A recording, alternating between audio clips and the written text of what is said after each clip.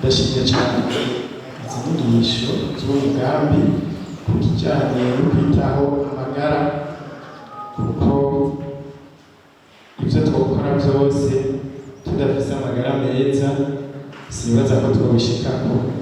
Nakarimbere mu bwiza buca mu kanwa. Aho rero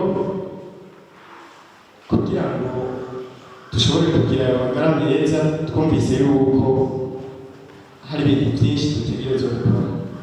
Guhindura ingendo ya kamere k'iwacu abarundi,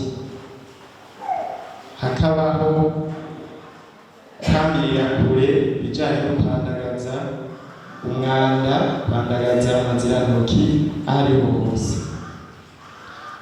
Ibi rero ariko ndaraba je ntabwo niyumvira ibikumbure mwari mwaratevye kuza kubitubwira no kuduhimiriza, ngaca mbona rero yuko vyodufasha cyane mu gihe umwe wese aherereye yogenda aza arakurikirana, araba atanga impanuro, avuga ati iki kimeze uko twokigenza gutya, kuko naho jewe wanje noba ngira isuku ku mubana naho atasuku rihari, bya bindi twabona isazi zica zija kudaha abana zikatuzanira nyabihanga.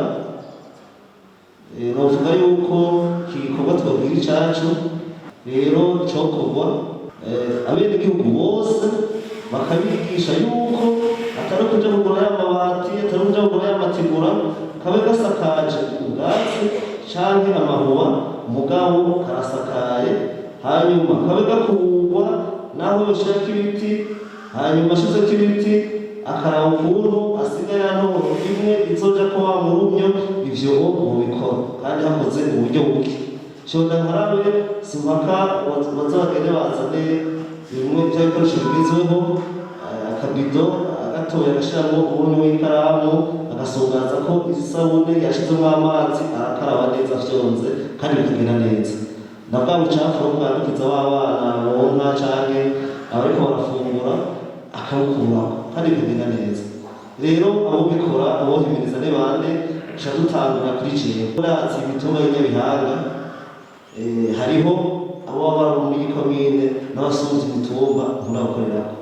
Ni ukuvuga umwe wese ahereye, hariho abadirekiteri b'amashuri shingiro ndetse n'ayisumbuye, baca bakorera ku mashuri iwabo, bagaca banatuma n'abanyeshuri kwigisha abavyeyi babo ico inyigisho bakwiye kw'ishuri. Bakababwira bati akazu ka sugumwe gakwije ibisabwa, kameze uku n'uku, mugakoresha uku n'uku.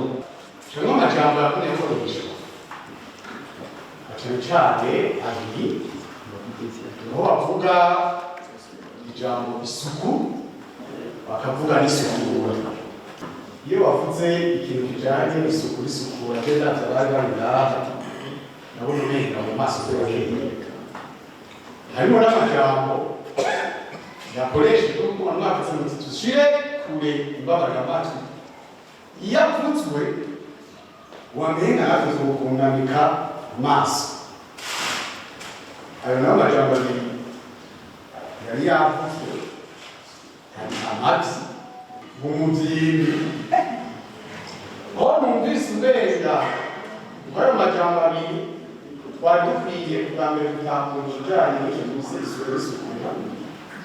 Bwa kabiri naco cadushishe ku bijanye nako nagomba co kujyaho k'intererano, nagomba co kuvuga